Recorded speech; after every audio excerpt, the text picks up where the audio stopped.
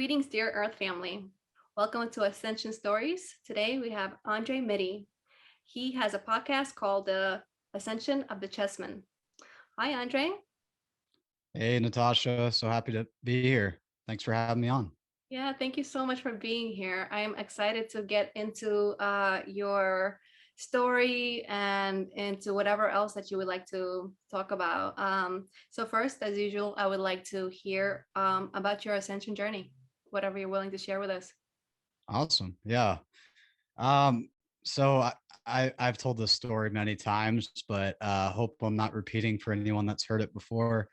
Um, so really for me, it started at a young age, just starting to question things, never really understanding the answers I was given as if that was the absolute truth. And um, like, why are we being told these are the way things are when it doesn't feel like that's truly the way they are? So, just continuing to ask questions as a little kid. My parents would get to the point where I'd keep asking why, and they'd be like, because I said so, or, just end with like somewhere that's not truly an end, but they'd end it with that. And that just always kept me like thirsty for more. Like I'm not being told the full truth. So that continued into my adolescence. And I remember at a young age, like um, asking like, why is marijuana illegal, or like, what is marijuana? And my dad, I remember my dad telling me, he's like, oh, it's just a plant that grows wild and people smoke it to get high from it, like it's a drug. And I was like, wait a minute, so like so we have a war on this plant, like, so they're like literally like flame torching fields of cannabis and like trying to eradicate it. Like that just seems like not a good idea. Like it's not, you're fighting nature essentially. Like it never made sense to me. And so that was at a very young age. That was like fifth or sixth grade. And I would continue to question into my adolescence. Um, there was a documentary I watched that would really break me open to the lies about cannabis, which was called The Union, the Business Behind Getting High, which was all about, just the lies we've been fed about cannabis, and how how many uses the hemp plant had. I mean, we're talking 50,000 plus uses from one plant. Like this is a fucking miracle plant that was made illegal in 1937. And just before it was made illegal, the magazine Popular Mechanics, which is still a popular magazine, they had an article about hemp touting it as the new $1 billion crop just before it was made illegal. So, I mean, this was a plant that was a threat to major industries like oil, big oil, and the timber industry that was wiping out the rainforest. And we could have avoided so many problems in the world that we're facing today. And now with all the emerging climate change stuff, they're gonna try to put new restrictions, and now we're being told electric cars are the new the new way to go. And to me, it's like, once you realize there's other renewable energies out there besides electric, like you're like, why is electric being the one they're choosing? Like, uh, uh, so I realized hemp could be utilized as fuel. It could be utilized as concrete. You could build houses with it. You could replace plastics. Like think of all the plastics that are in our environment that are just ruining the earth. And so that really broke me open. Like once I realized, wow, if they could keep a miracle plant like this illegal, like what else are they lying to us about? Like literally putting it in the same category as like heroin and meth. Like to say it has no medical value, which is proven many times to be a lie. Just on and on that rabbit hole goes. And that led me to want to watch other documentaries, to just get to know more of what we were being lied to about, which led me to Loose Change, which was a documentary about 9/11. And how the story we were given behind that day was not the true story that unfolded. And, that would prep us to go to war with Iraq, which was a country not even related to those events. And none of that made sense. And then there's another documentary called Transcendent Man with Ray Kurzweil that was all about the future of transhumanism and man merging with technology, and just crazy shit about where technology was heading. That prior to watching that documentary, I was like, I guess I didn't see that coming. Or, you just have this echo chamber, tunnel vision of, new phones are coming out, TVs are newer, but like, I guess you don't really look at the change of like 10 years technologically until you're shown like the grand scale of like how fast technology is accelerating. And before we know it, like we could have chips implanted into us and like be a part of the machine, like that's where things are going. And so that kind of freaked me out at first, and made me look more into that side of things. And then I was forced into Catholic school at a young age. I transferred in 6th grade, didn't really have a choice. My brother got in some trouble when we were going to public schools. So they thought sending us to a Catholic school would be like the right solution to get us on the straight and narrow. And to me, I wasn't even involved in getting in trouble at that time. So I was like, why am I getting punished for this as well? And at one point, I was going to church like 6 times a week in 6th grade. Like it was like a military institution. It felt like I had to wear uniforms. It was just a very small bubble I was living in. And so starting to question these things, as I would get older, I was met with a lot of backlash when I tried to talk about this with people, because, once you start to wake up to the lies in the world, you just want to tell everyone about it because you feel like, why isn't this in every newspaper, on every news station, like broadcast to the whole world? Like, why is it my job to tell other people about it? But you quickly find out like it doesn't work that way. And, people are going to come to it when they want to, and you can't rush people to their own healing or awakening.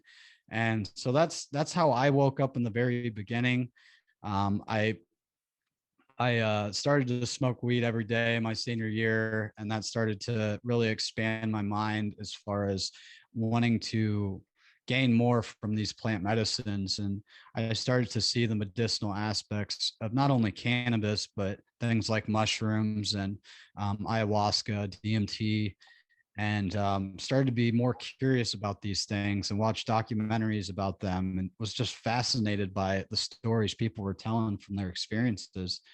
And so around that time, my senior year, I was offered the chance to do LSD. And I remember discovering there's that Beatles song called Lucy in the Sky with Diamonds, which was obviously about LSD. And then there was the Pittsburgh Pirates Major League Baseball pitcher who threw a no-hitter while he was high on LSD. And I was like, how is this possible? Like, I need to figure out like what the hell he experienced to like get this like power that doesn't happen too often. Like, nobody's throwing no hitters every game. Like, that's a rare occurrence. So to do that while on LSD is quite an accomplishment. So that's what kind of pushed me off the edge to be like, okay, I'll try it out. Cause I was always very stern with myself about not getting into hard drugs or pills.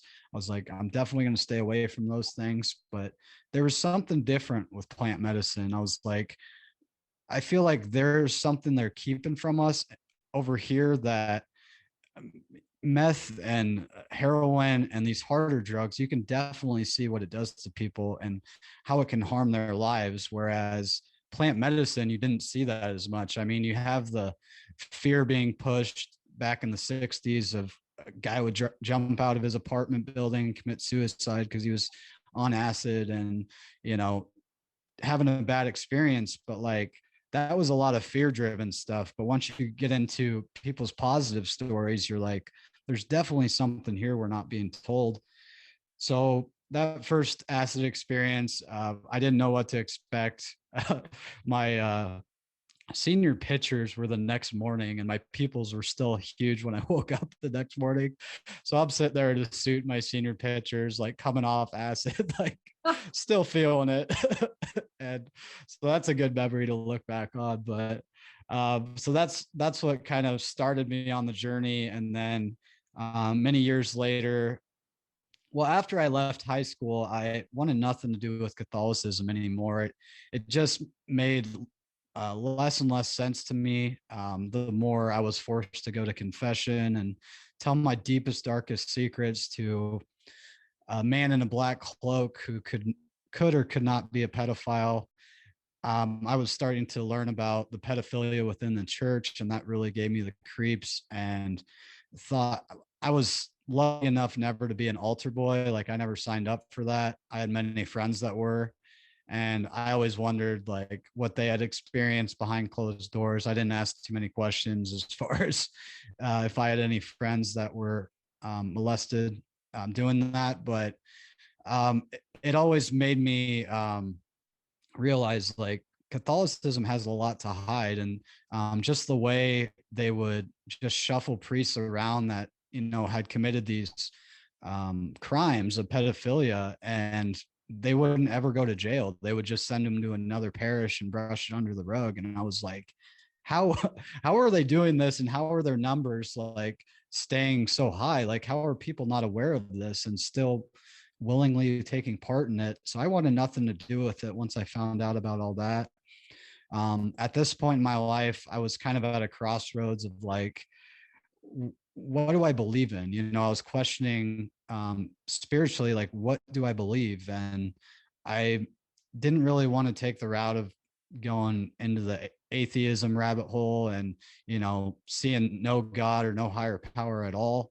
But the only way I knew how to connect to God at that time, based on my programming and Catholicism, I thought it had to be through a church. So I had sought out churches in my town I moved to. I was in Lincoln, Nebraska, still into this day. And I found this Pentecostal church, and I really liked the pastor's story. And I thought I'd try it out. Went to the church one time, and it was just a lot more lively service. I mean, they were all singing, and it was a high vibration. And because Catholic Mass is super dull and boring. I mean, you can fall asleep pretty easily at a Catholic Mass compared to a Pentecostal church. Like, they're, jumping around, dancing, just singing the praises of God, and singing the gospel songs. And so I had witnessed them speaking in tongues, and this is something I had never seen before. So I was like, this is crazy. Like, maybe there's something here. So that piqued my interest to keep going. And I was doing private Bible studies with my pastor, like asking him about giants in the Bible, and we were talking about the Illuminati and the Wow. principalities and yeah, the dark principalities and high places. Like, he was open-minded to that, which I wasn't able to talk about those things in Catholic school. I mean, we had a religion class when I was a senior. I remember getting graded. We had a class discussion that was part of our grade, and we got graded based on our participation in those discussions. And I would participate a lot. I was one of the most vocal participants based on my memory, but I was saying things that didn't agree with the teacher. So because of that, I got a bad grade. Like, my grade went down as a result from not saying the things, just being a yes man and agreeing with everything and asking the questions they wanted you to ask. I was asking them questions they couldn't answer, like, why do gay people go to hell? That doesn't make any sense. Like, just, questions that they couldn't answer. And so I found grace in knowing that my pastor was open to these things at this new church. And he had told me the story about how he became a pastor in the first place, and it was based on an acid trip where he was smoking a lot of weed at the time, and younger 20s, which is where I was at in my life. I was partying a lot, smoking a lot of weed. Um, and I was still going to church and doing Bible study. And, I was researching a lot into the Mayan calendar ending and the 2012 stuff, correlating to prophecy coming true in the book of Revelation, end time stuff, which drove a lot of fear in me because I was taking the Bible literally. Like I wasn't looking at the more esoteric side, like the deeper meanings within that book. And so I was in a lot of fear, and I thought church was like my only salvation to like overcome that fear. And I just noticed like I wasn't really changing. Like I was still partying and smoking all the time.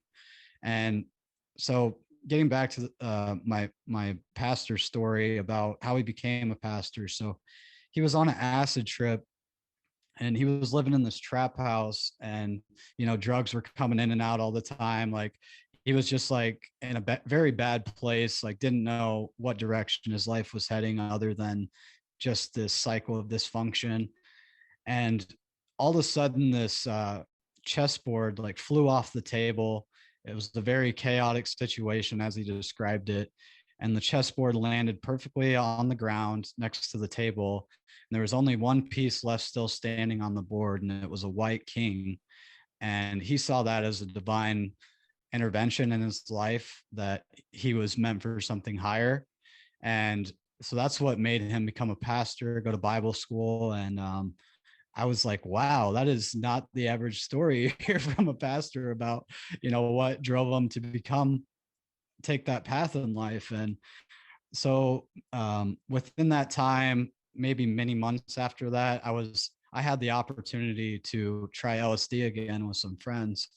And that experience really broke me open, and I say it was my true spiritual awakening, because getting into the lies in the world and all the corruption, like that's one aspect of it, but I feel like it comes full circle once you get into the spiritual awakening, because that's where you find the balance and better understanding of what's really going on and how deep the rabbit hole truly goes. And it coming back to you and like what you can do to better yourself and be the change you wish to see in the world. So just having the revelation that we're all one, like we're all one organism, we're all from one source. I remember climbing up in the tree and just feeling the vibrations of the leaves radiating out, and just seeing them move in the wind, like it was magical. And just feeling the presence of my energy and the tree's energy and the exchange of energy going on there. The trees giving me air to breathe, and just having that all take place that day. Just major revelations took place, major epiphanies. I remember we were walking down this back alley toward by my house at the time. It was a rock alley, and we were all walking like single file through the neighborhood, and all tripping tripping our balls off, and it was great. And I remember telling my friend, I was wearing flip flops, and a couple of my friends were barefoot. And I was like, why am I wearing shoes right now? And he looks at me, he's like, why are you wearing shoes? Like, you don't need to wear those. Like, that's just programming. Like, you're told you need to wear shoes, so you wear shoes. And then I immediately realized I don't need shoes. So I took off my sandals and I just started sprinting like down this back alley. And I felt like that scene in Forrest Gump when he has those shackles on his legs and he's breaking free as a little kid, and he just starts running. And he never stopped running after that. Like the shackles broke off and he like broke free of the his things that were disabling him, I guess. Or it was like a very symbolic scene in that movie that related to that breakthrough I had in my life of like so many things were taught are one way, but in reality, they're completely different. And it's not till we experience that we can come to that new understanding. And, I was seeing another buddy of mine who's South Sudanese. He was talking to his ancestors by the fire, literally like channeling them, speaking in tongues in different languages. And it was just a mystical experience. And at that time, I realized like I had finally found what I was looking for. Um, all that time searching externally, like I finally had that direct experience of God or whatever I thought was God. I finally experienced it. So that gave me the confidence to realize like, okay, I don't need this church anymore. I can still be spiritual without the church component. No disrespect to those still in the church. People still find fulfillment in that, and no judgment cast. But yeah, I just started to meditate more. Many years later, I had been aware of ayahuasca for quite some time, but I remember one day my girlfriend came home and she told me she was going to do ayahuasca, and I didn't believe her at first. I was like, "What? Like you're going to do ayahuasca? Like where? Like down in the Amazon?" Like I was like, "How are you going to pay for this? Like that's really expensive, $2,500 to $5,000. Like unless you're pretty well off, like that's not a small chunk of change." And she found this place that's a public ayahuasca church, still open to this day, in Orlando, Florida, called Soul Quest, the ayahuasca church of Mother Earth. And it's a beautiful place. I seen her come back that next weekend, just with a new glow about her, and I could sense like something was different.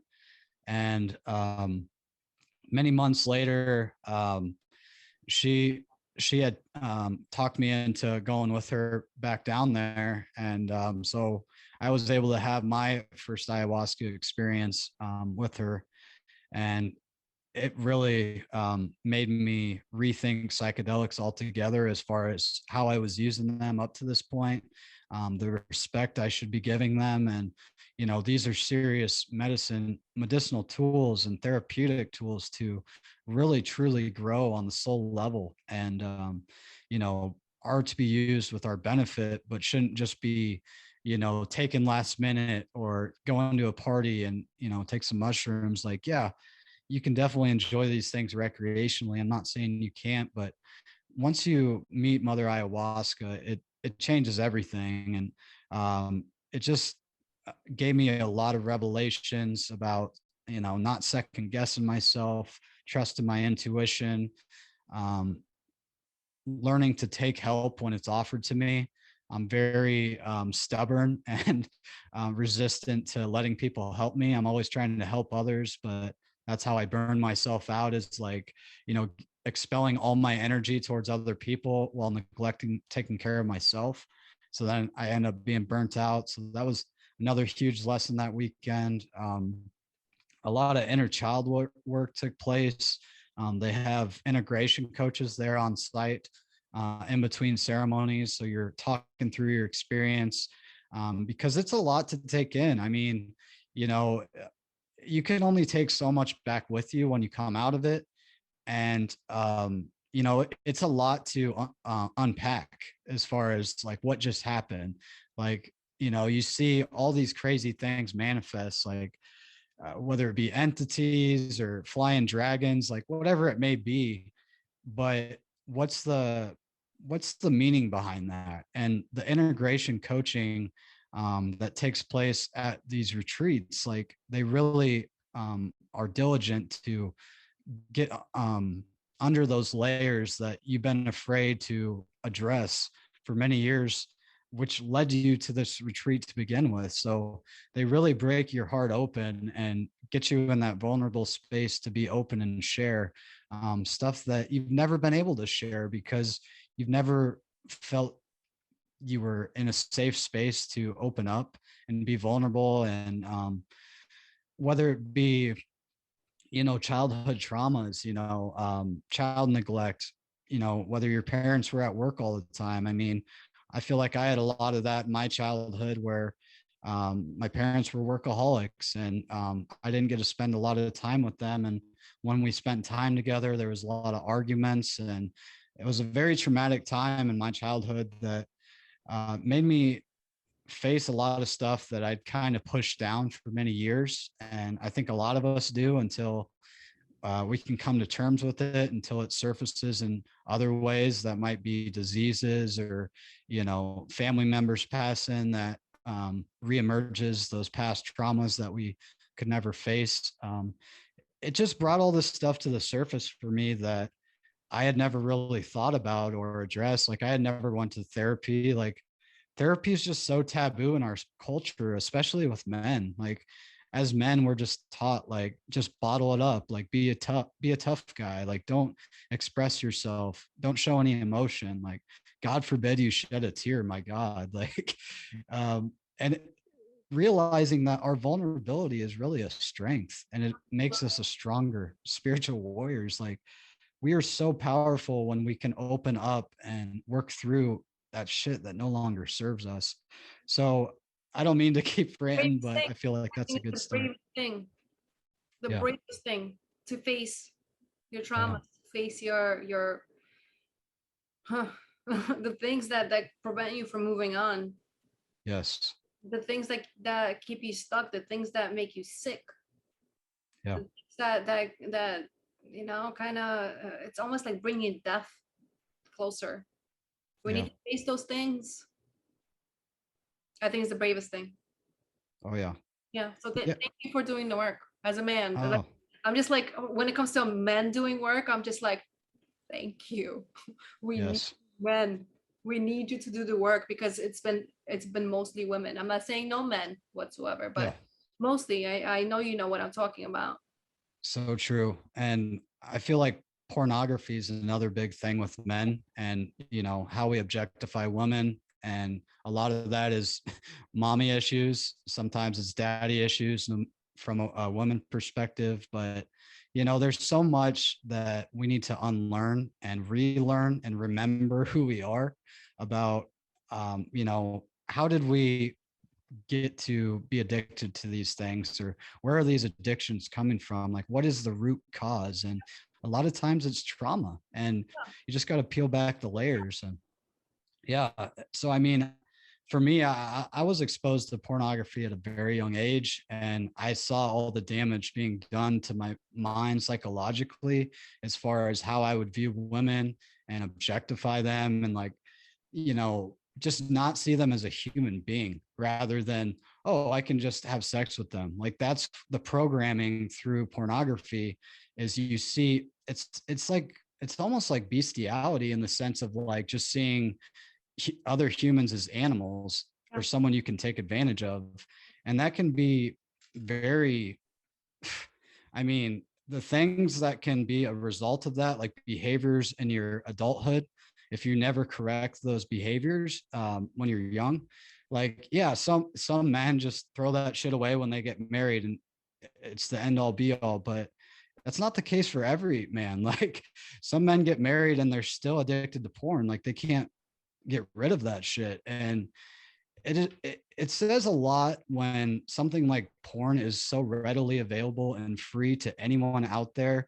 I mean, any kid can get access to this shit nowadays. And no disrespect to anyone in that industry or line of work. If you got a OnlyFans, whatever, I'm not hating on That's you for making different. a dollar. That- Yeah. that- that's different. Right. We're talking about porn, the kind where people are coerced, Yeah. or Yeah. The sex trafficking that tutoring, goes on. right? Yeah. That's right. Rape. Yeah. A lot of it I, is trafficking. A lot of it is rape. yeah, It's not exactly. consensual, a lot of it. And here you are pleasuring yourself. You know, Right. that's such a Yeah. it's supposed to be such a divine act that is just Right. like that divinity is being tainted by Yeah. technically rape, and you're getting off on that. With yeah, sure, maybe you don't know. You probably don't know. Right. That doesn't make the energy less real. Right. And think about it, like you're literally getting off to watching two people have sex, which it just doesn't make sense when you like wrap your mind. You're like, what the fuck am I doing? And then not only are you like doing a very weird act as far as like I mean, watching two strangers have sex, you're also like dispelling energy that could be used in other ways and utilized for a greater purpose. You know, not to say having sex is bad. Like I think no. having sex is a great tool and spiritual practice if, But it's nice that with the people are right person. consenting. Yes. Consent is Yes. nice. Being Yeah, present is exactly. really nice. Really Yes. being Yeah. present. Yeah. My God. And Yeah, I mean, I want to tell all the men out there, like, if you can take a break from porn, even if it's 30 days, like, see how much your relationship improves, not just with your partner, but with your mom and your dad, with, And you know, yourself. yeah, with yourself, most importantly. That sets I the would like to stage for every actually other relationship. invite it to like 60 days, because Right, that's like building neural path. Like I think that's the amount of time it takes to build neural pathways. right, Um, so why not? I mean, whatever you could do. But right. when I realized It's personally, like a cleanse, just yeah, like a parasite cleanse. There's many different cleanses. It's just one way of cleansing, purifying. yeah. I when I realized what was actually going on with the porn industry, I never turned one video on ever again, Right, right, because I don't need to, whatever. right, right.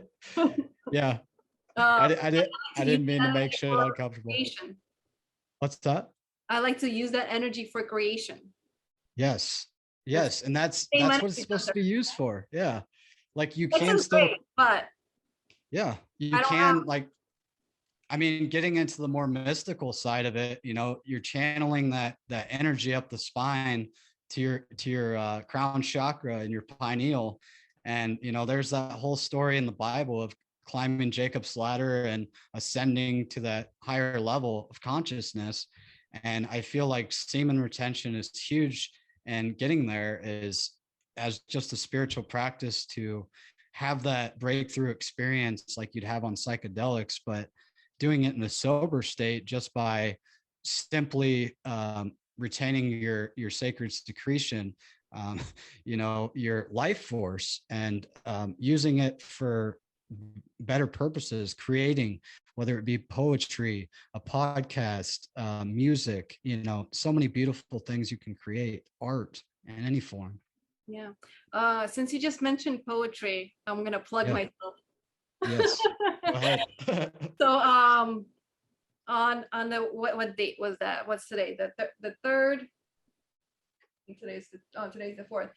Yesterday, which was the third, March the third. Oh, that's interesting. On the third month of the year, third day of that month. Interesting. Is when my poet. It's called Shadow and Light Ascension Poetry book. Just came out yesterday, which is March 3rd.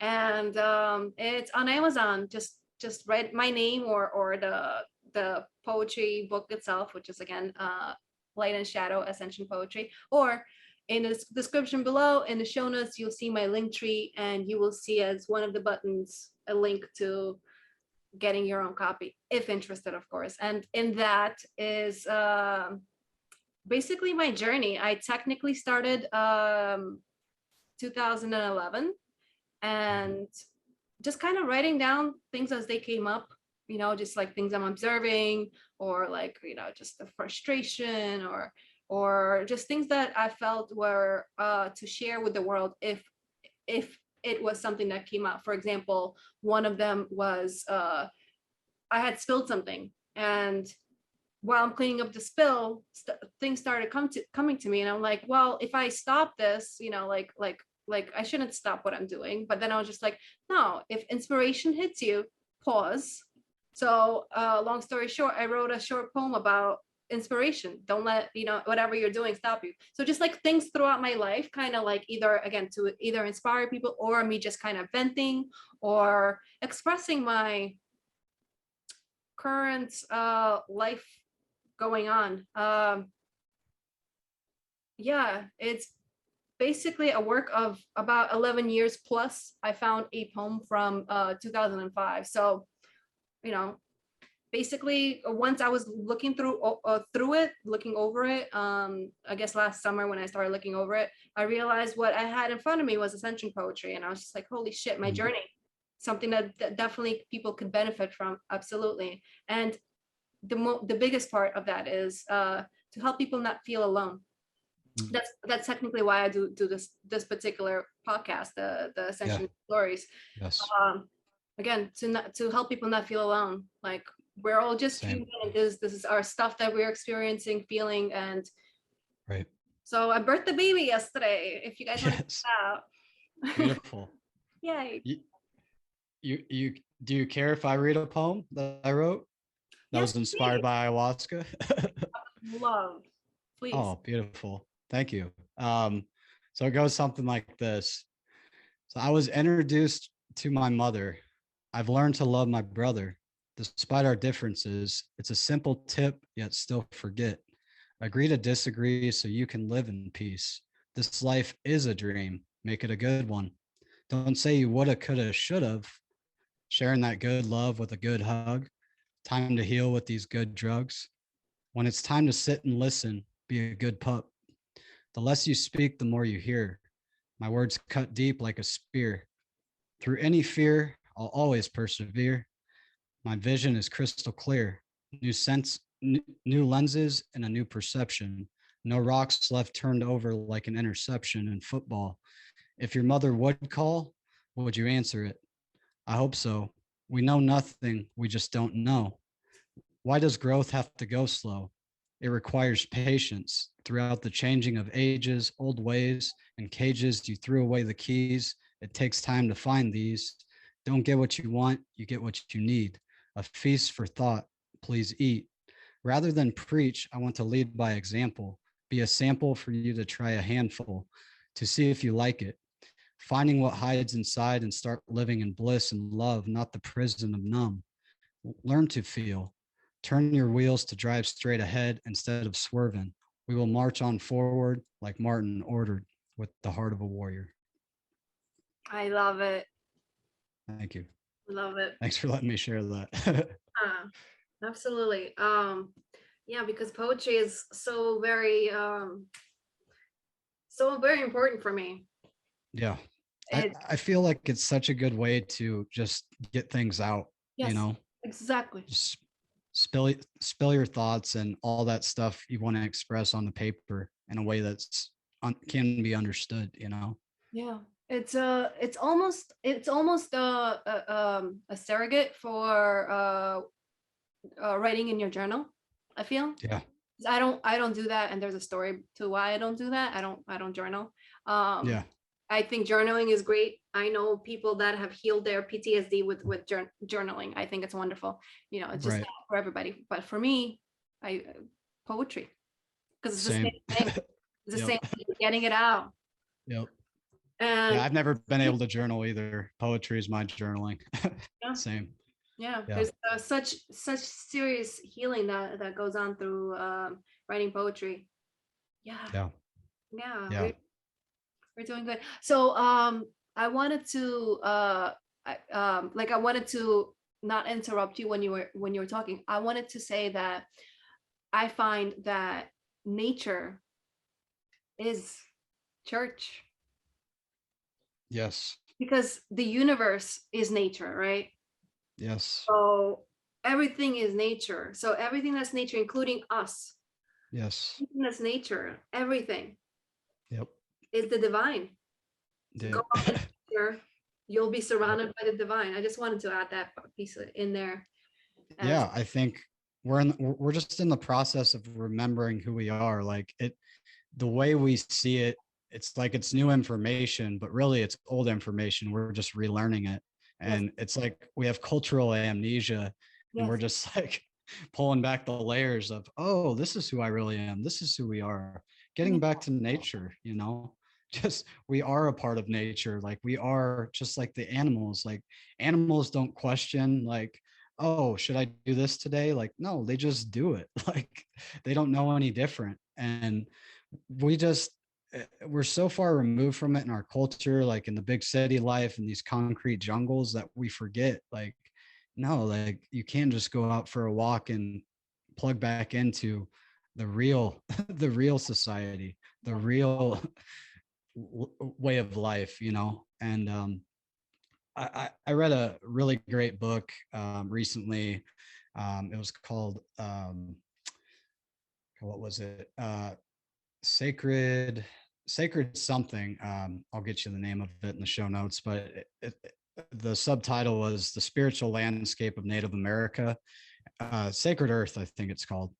But it's all about just like how far removed we are spiritually from being connected to nature in our modern day, and just the Native American practices, like how they were so robbed from colonialism, and all these sacred sites being desecrated, that have magnificent energies, if you go there and take it all in.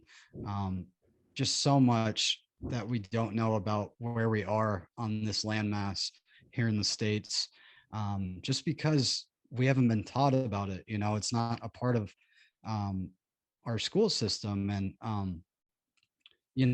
I've been fortunate enough to take part in sweat lodges here locally, and get to know the natives locally here. And I'm so privileged to be a part of it. I mean, it's been such a game changer as far as another integration tool back home. Like, coming back from ceremony, like, you have your meditation, you have your walks in nature, you have breath work and yoga, but uh, every time I go to the sweat, I mean, it feels like another ceremony. And I'm not taking any plant medicine to take part in this.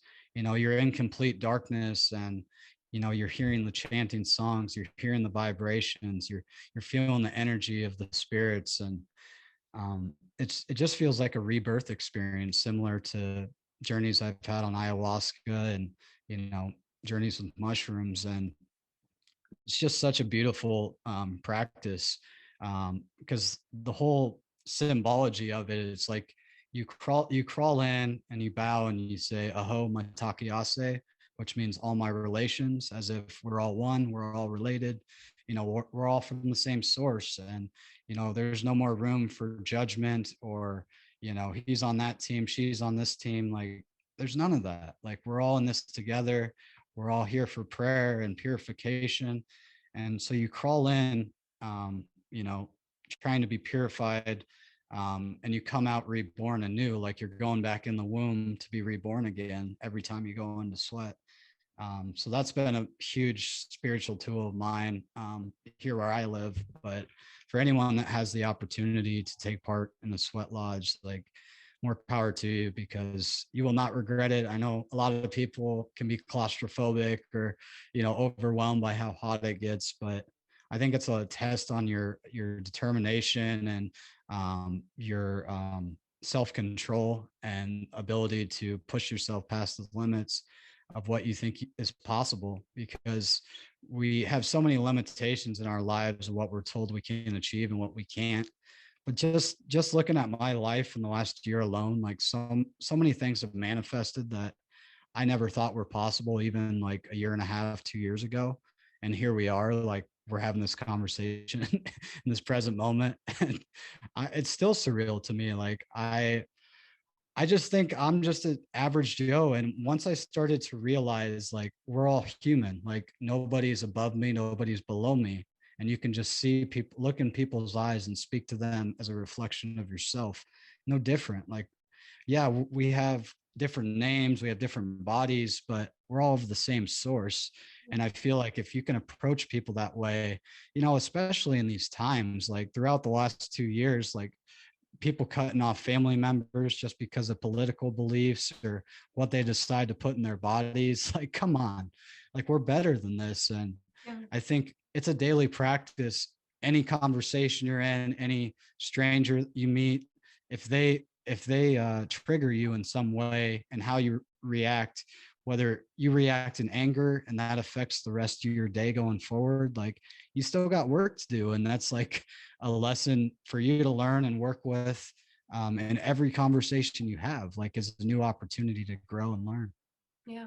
When somebody triggers a person, it's my understanding is that it's either something that is within them, as in something that they repress, something that Yes. is just like who they are, part of who they are, or it's just a wound, a traumatic Yeah. that needs to be looked at. So whatever that trigger is, yeah, it's Yeah. not pleasant, but it's showing you something. It's the same way that when your body is in Yeah. pain, it's showing you something's off Yeah. balance, something's stuck somewhere. So it just needs to be looked at. So always don't turn away from the wounds or the triggers. Don't get upset at those that are mirroring these things to you.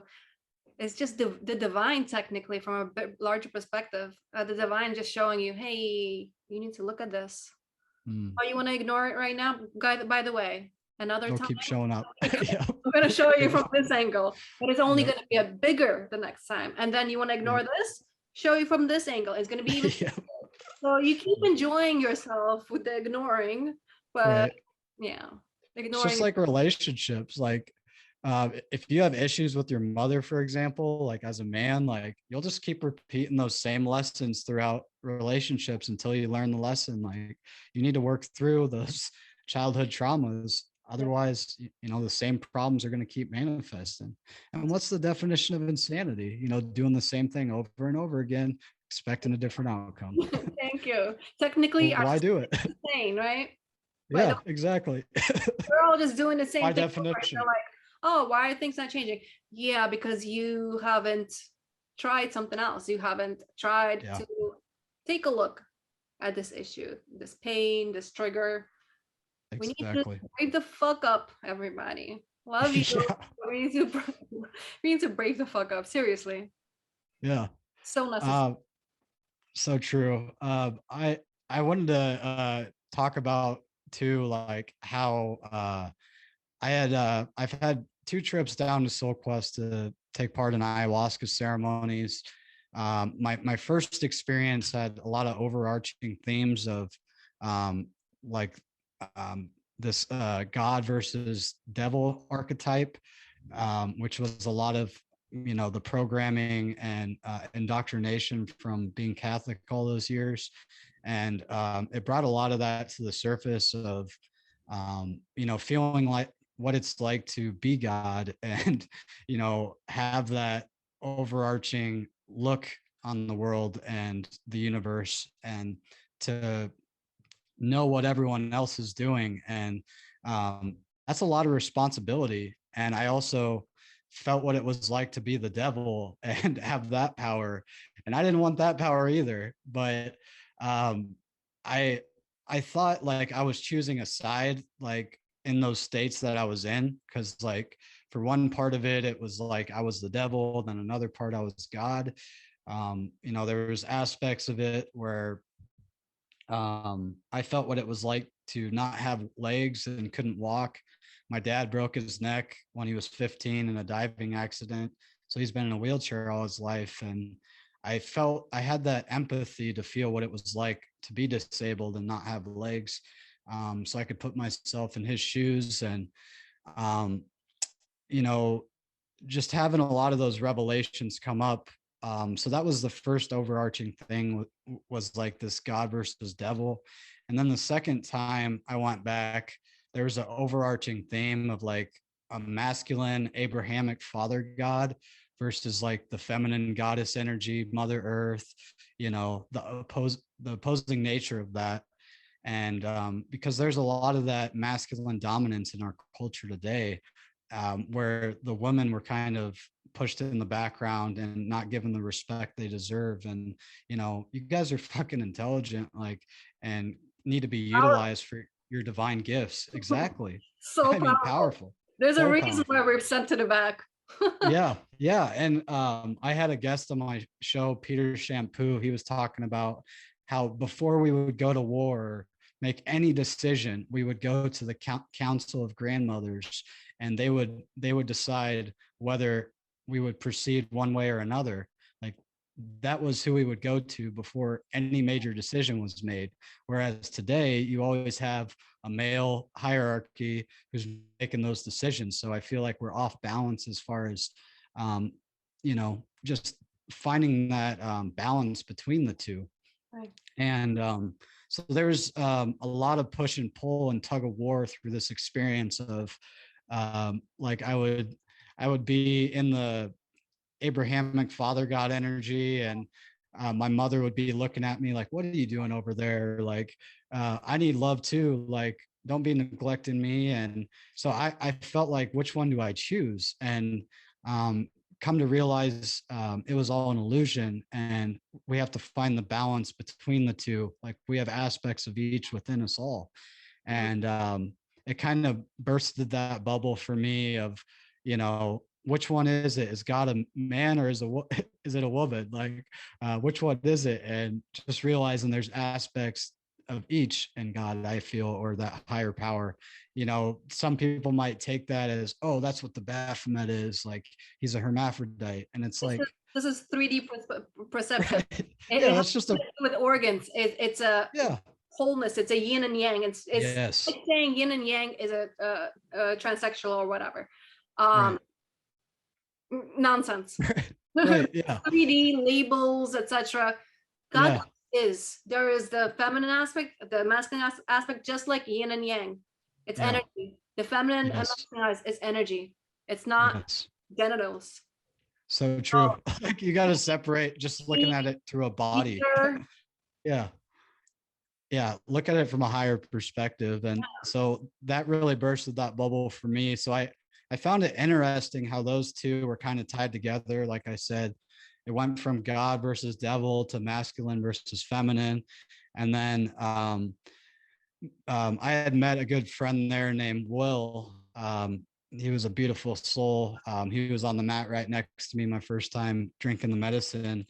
And he had told me he did past life regressions. And I had the opportunity to do a session with him, lasted 5 hours, and it brought up some past lives. I had one where I was Egyptian blacksmith back in Egypt. And you know, this was many years ago.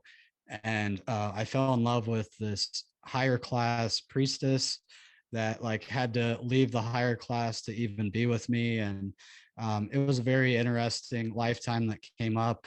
Another one, I was a Black woman in her 40s. It was like early 1800s. It was either in Virginia or North Carolina. And I had a father that was a Native American chief named Mateo, and it was very distinct. I remember him having the name Mateo, and I thought that was very strange. And I remember we were like fleeing a village that was being raped and pillaged by the settlers that were coming in, and we rescued this little white girl. And so that was another lifetime. And then there's another one where my girlfriend Joy, she was in it. She was the fairy and I was a hobbit. And she was running this fly school, like teaching people how to fly. Like, it was like a fairy school. And we were leading mushroom retreats in this alternative parallel reality in this lifetime. It seemed like it was a realm, like it wasn't of this earth. Maybe it was a different planet, different dimension, who knows. I feel like it's a 5D thing. Yeah. And so those were the three. Yeah, exactly. And those are the three lifetimes that came up. And then I remember like the next day, like because going into it, I was kind of skeptical, like we'll see what happens, then see if I can make any correlations. The next day I'm researching all the past lives that came up, seeing if I can make any connections. And sure enough, there was this Native American chief in North Carolina named Mateo. Never even heard of the guy. And he was the first Native American baptized in the Church of England. So he was the first Christian Native American in the US. And he baptized this little English girl that was brought over named Virginia. I'm not sure if Virginia was named after her, but it was just a crazy story that connected to my past life that came up. So I thought that was pretty interesting. And so this led me to my buddy Will. He had mentioned that he had some very intense crazy experiences on 5 grams and silent darkness with psilocybin mushrooms. And he was saying they were more intense than his ayahuasca journeys. And I was like, wait a minute, like I thought ayahuasca was like the Mount Everest. So I think maybe I was just doing it wrong in the past, doing it with other people. There's no right. There's no wrong way. But I wanted to try it this way because I had never done it by myself in silent darkness. And he also told me about this Lemontech method. I believe Paul Stamets introduced it. But essentially, you soak the dried mushrooms in lemon juice for a good half hour to an hour before you take them, and drink it down like a tea. Pour hot water over them, and just let it simmer for a while. And then you drink it down. And essentially, what that does is it helps your stomach metabolize the mushrooms in a way that's not as hard on your stomach. So you don't have the stomach rot that can often come up with mushrooms, which had been a problem I had faced in the past with mushrooms. So I built up a lot of resistance because of that. And I think at the same time, that could just be our own resistance manifesting in stomach pains too. Like there's that aspect too. But my girlfriend Joy at the time, she was going back to drink ayahuasca, a women's only retreat, really special weekend for her. And I decided, well, I'm going to take this weekend to do this 5 grams in silent darkness. And I really set the stage. I was very careful what I was plugging into that week. Really doing a mental cleanse of, not tuning in any dark corruption in the world, any news that was taking me down some negative rabbit holes. Like I was trying to, you smart. I love that. Yeah, just plugging into the positive, staying grounded, keeping my daily practices in check, trying to eat clean, eat pretty plant-based that week.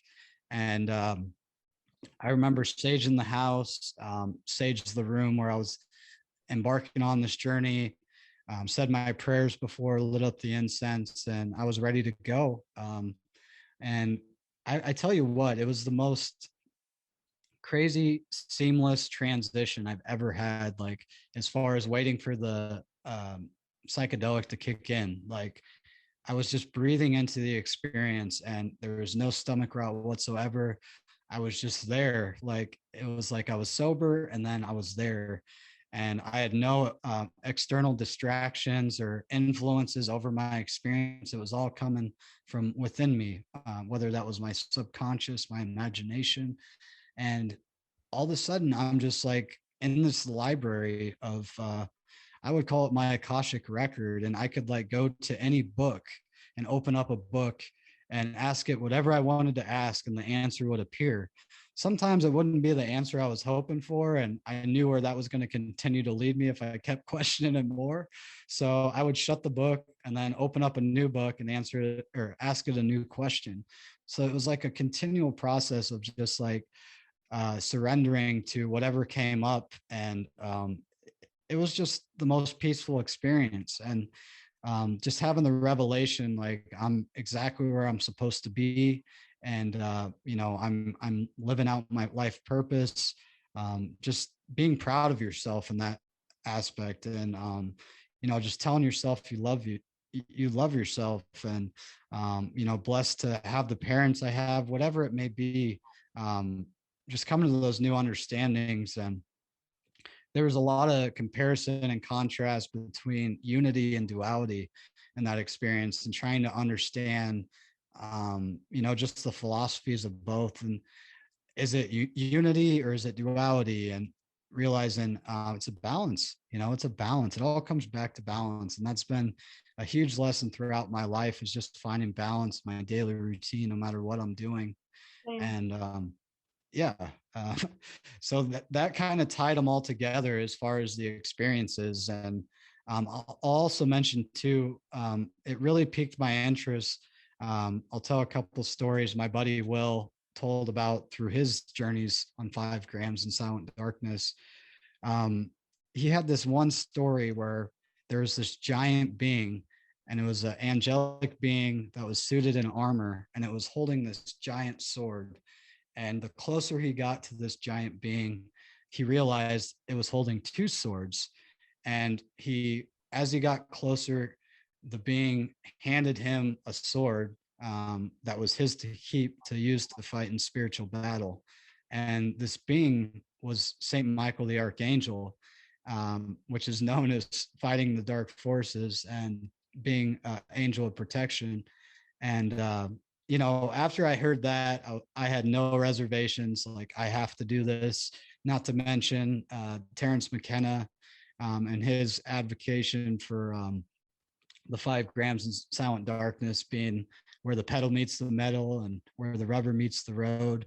Like, this is where you can have those transcendent experiences. Because the whole point, I mean, it's very similar to going in a float tank where you're just eliminating all sensory input, outside of your 5 senses. Like, so you're creating the experience. When you're in a float tank, you're in complete darkness, you're floating in water. So it feels like you're floating in space. Like, you have nothing to come up or no one to distract you, no music playing, no TV playing. It's just you and your thoughts. So whatever comes up, you have no choice but to face what comes up. And very therapeutic for anyone trying to embark on something like this. I definitely recommend having a guide, maybe outside the room, that you can call if you need, someone that's there if something were to go wrong. I mean, definitely don't be completely by yourself to the point where if something did go wrong, you had no one to help you. So that's always good to have a sitter with you.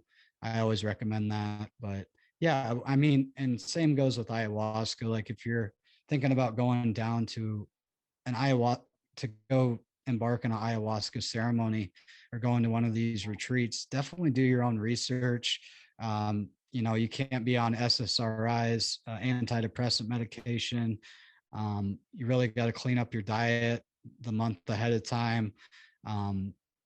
Just realize what you're getting yourself into. It's very serious work. It's not like a walk in the park or you're going on a vacation. Like, no, like, you're really wanting to see yourself grow in the most therapeutic setting possible. And I think ayahuasca is a powerful container to do that. Just make sure you're finding a place that's the right space for you, because there is retreats out there who might be taking advantage of people or stealing money from people. Like, there is some dark stuff going on as well. So definitely talk to people that have been there and done that and experienced it, and see what they recommend, and trust your intuition as well. Super important. Yeah, absolutely. All about intuition. Yeah. Yes. So true. Yeah.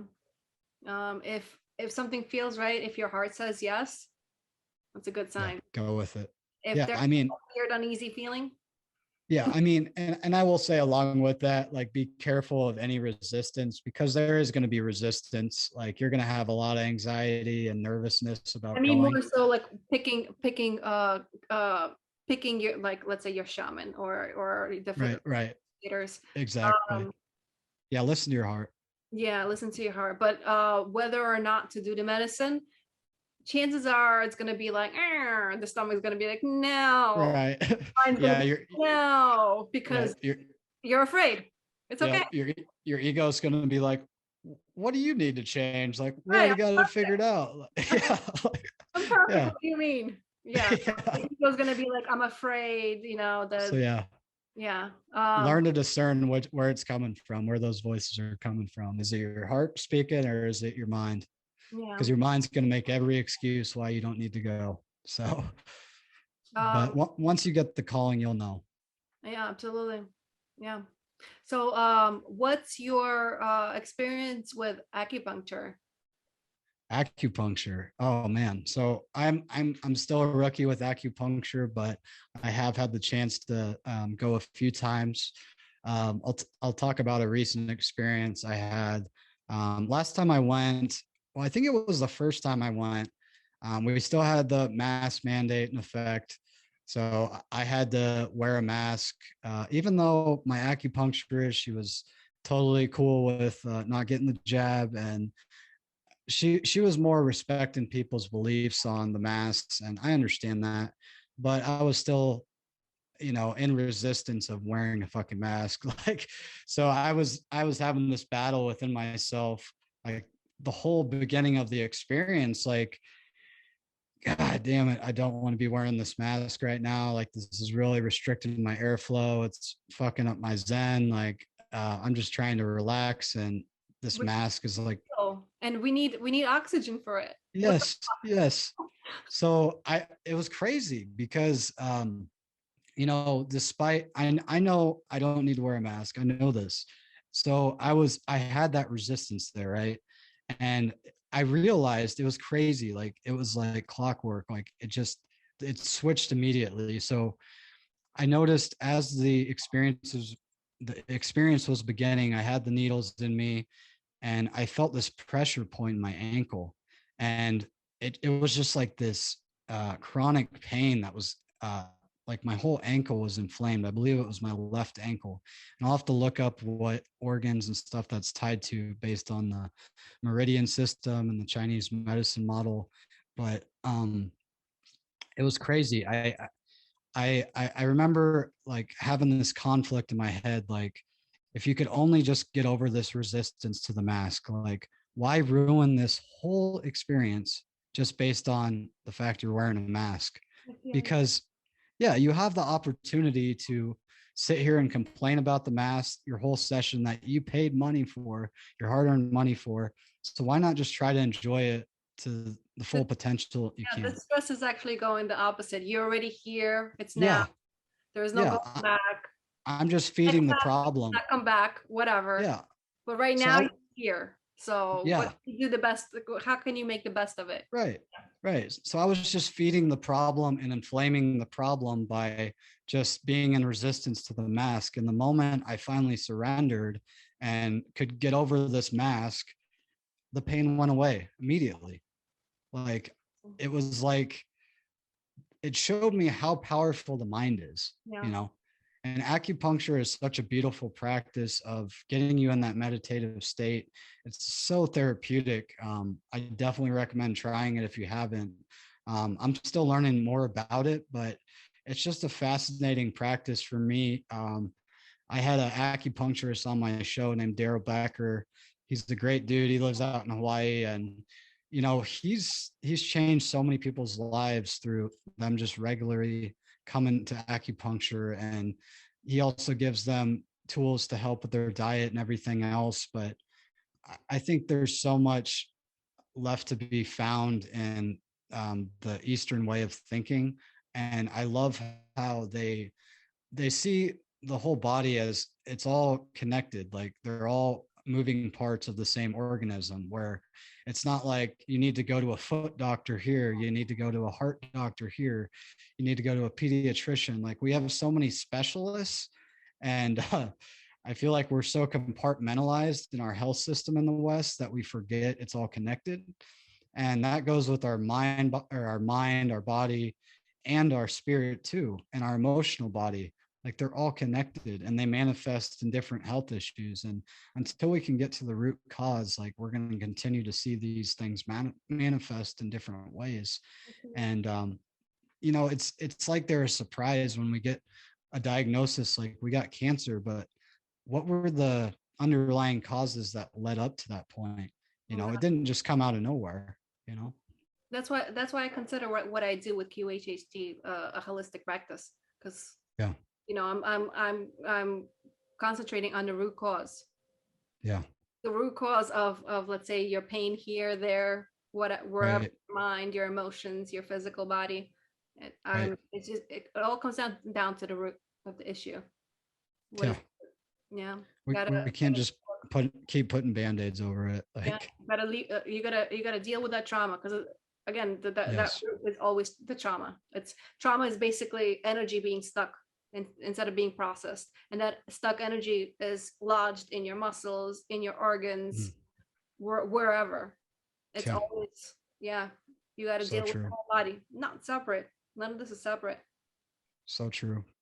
And I know we're getting towards the end here, but another thing I wanted to add in that 5 grams in silent darkness, which was a huge epiphany for me, was I was trying to stay in the darkness as long as I could, because I knew the minute one little bit of light creaked in, like that was gonna shut off the whole experience, and I'm back in the 3D again. But I remember lighting a match, and because I had to get up to go to the bathroom, I was like, all right, I've held it long enough, like I gotta go. So I lit a match, and like just seeing that the power in that little match, like that little flame, Wow. lights up the whole room. The smallest flame can light up the whole room of darkness. And you can take that analogy to the world right now. Despite all the darkness in the world, like, we all have that divine spark within us. We all have that internal flame of light, that's trying to be beamed out to the rest of the world. And if we can carry that light and honor that light and share it with others, be our best self every day, like, show up as our best self, Absolutely. that's the great work we're all trying to do. Yeah. And again, it comes down to when you do the work, you're able to shine darker, Yes. lighter, Brighter. Yeah. get the darkness out of the way. Yes. That darkness, because that darkness is like taking up space, taking up room. Yeah. Right of Turn it. those shadows into light.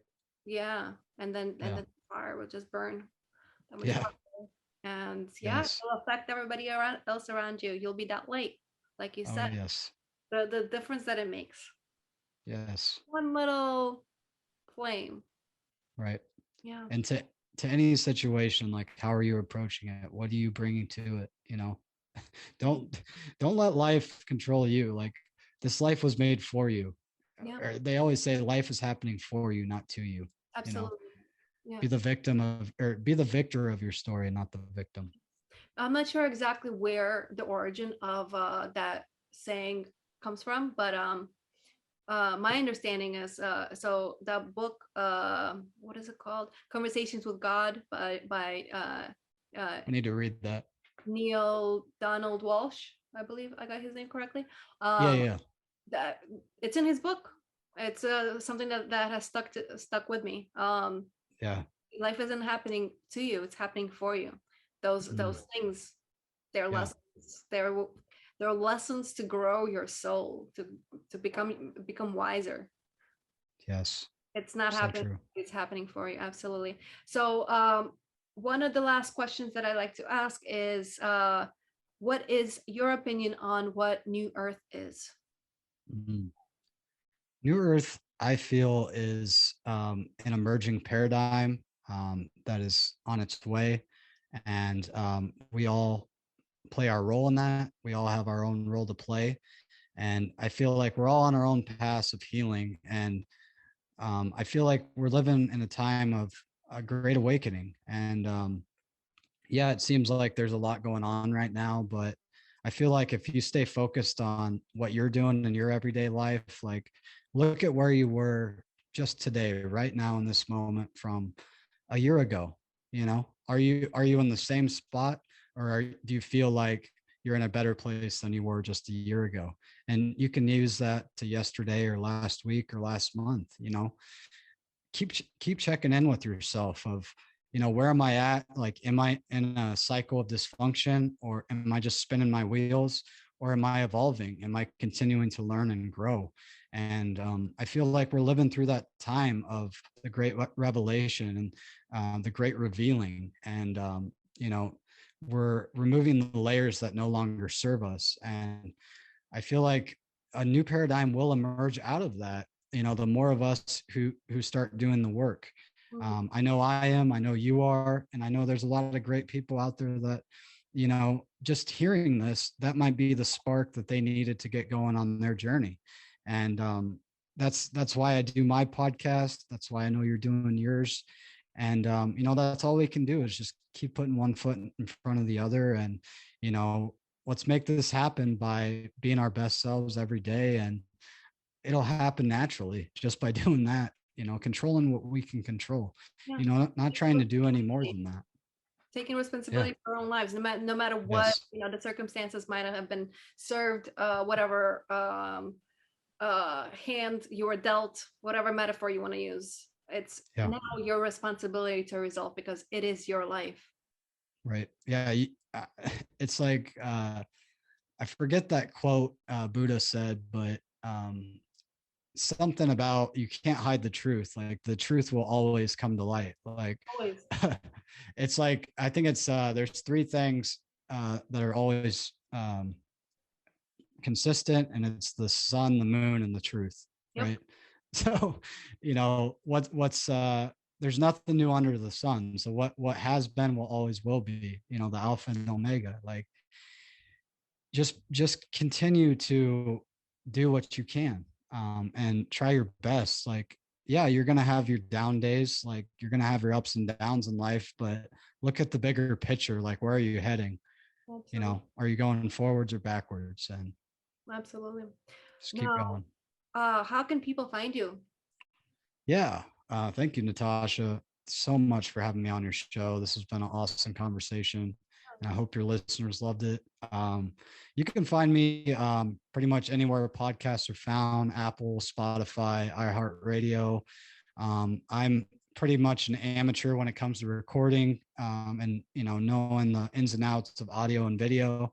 So I've been self-taught my whole way to this point. So as of now, I just release audio, but I will be having video eventually into the future. I'm also on Instagram at Dre Live for Today. Really pushing people to stay present and be their best selves through that title. But you can also find me on Facebook at Andre Mytty. That's ANDREMYTTY. But yeah, I love to have any of your listeners give any of my shows a listen. I think it'll resonate. And yeah, just thank you for giving me a voice to speak and letting me share my story. For sure. Yeah, go check out Ascension of the Chessmen, guys. More Ascension stuff. Let's do this. Yes, All right. most Thank you definitely. so very much for coming on. I very much appreciate it. You were a lovely, lovely guest, and I will see you around. And guys, thank you so much for joining us. I will see you around as well. I'll see you in the next episode. Have a good one. Bye.